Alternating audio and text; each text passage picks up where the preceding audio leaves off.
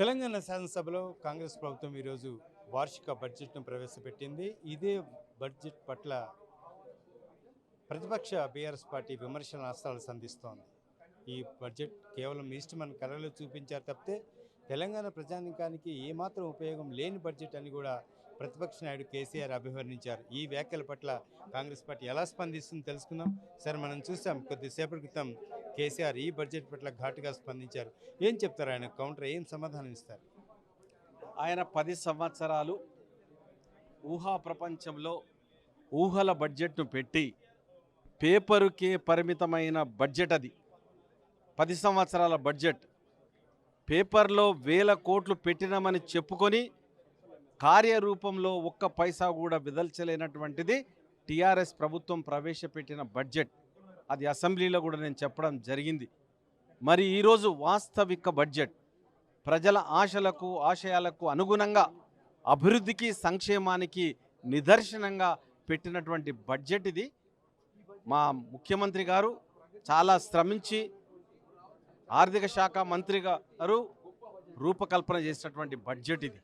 ఈ బడ్జెట్ను ట్రాష్ అని, రైతు వ్యతిరేక బడ్జెట్ అని, రైతుకు కేటాయింపులు జరగలేదని మొన్ననే కదా జూలై 18 నాడు 31,000 కోట్ల బడ్జెట్ని రిలీజ్ చేయడం, రుణమాఫీని చేసింది రైతుల కోసం. మళ్ళీ ఏవైతే ఇంకా ప్రాజెక్టులు నిర్మాణ దశలో ఉండిపోయినాయో వాటన్నిటిని సంపూర్ణం చేయడానికి బడ్జెట్ కేటాయించింది. ఇది రైతు బడ్జెటే కదా.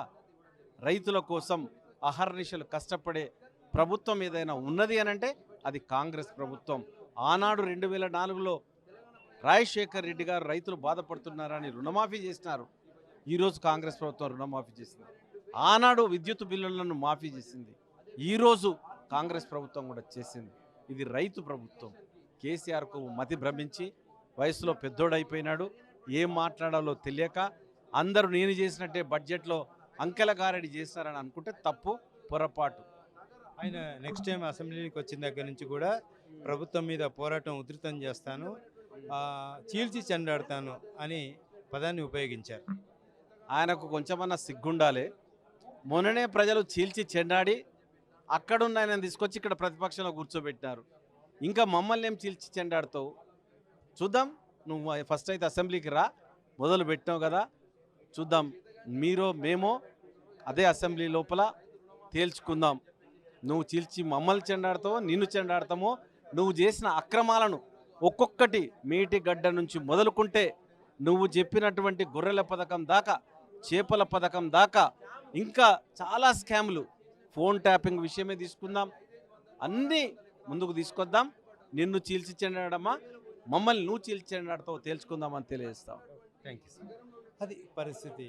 కేసీఆర్ ఏ వ్యాఖ్యలు చేశారో బడ్జెట్ పట్ల, ఆయన ఏదైతే ఆరోపించారో, విమర్శలు చేశారో వాటన్నిటికీ కూడా కాంగ్రెస్ పార్టీ సమాధానం చెప్పేందుకు సిద్ధంగా ఉంది అనే అంశాన్ని కవ్వంపల్లి సత్యనారాయణ చెప్పుకొస్తున్న పరిస్థితి కనిపిస్తోంది. ఇక కాంగ్రెస్ పార్టీ ఒక ప్రజల ఆమోదయోగ్యమైన బడ్జెట్ ప్రవేశపెట్టింది.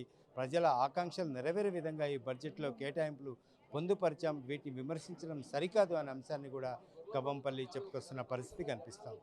కెమెరా పర్సన్ రాజాతో హరికృష్ణ, వన్ ఇండియా తెలుగు, హైదరాబాద్.